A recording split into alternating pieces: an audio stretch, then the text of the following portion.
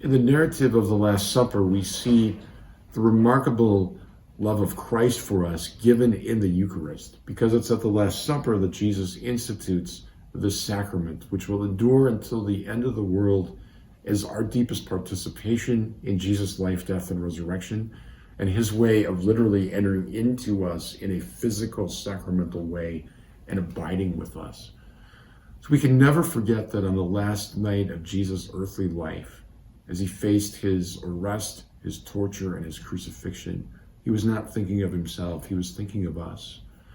And he was looking through the ages and pondering what is the most efficacious, the most saving, the most intimate way that he could bind himself to his people forever and to live within us.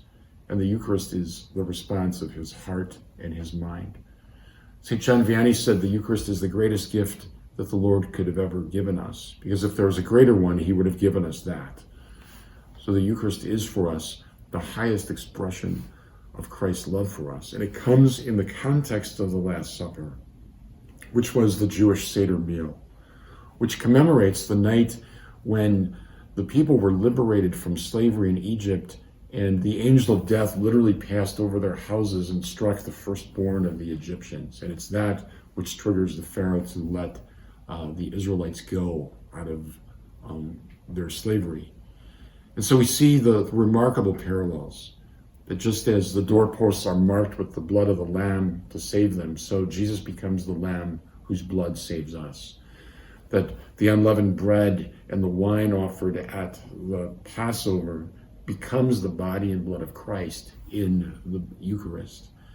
That just as the Israelites passed through the Red Sea, so too we pass through the waters of baptism, that we journey towards the promised land of heaven as the Israelites journeyed towards the promised land of Canaan. That they're fed manna in the desert, we're fed the manna of the Eucharist in our earthly pilgrimage to the Father. All those parallels Jesus knowingly embraced in choosing the Last Supper as the moment of the institution of the Eucharist. For that, we give profound thanks and praise. The word Eucharist means thanksgiving, and we enter into that most intimately, especially in this holiest of weeks.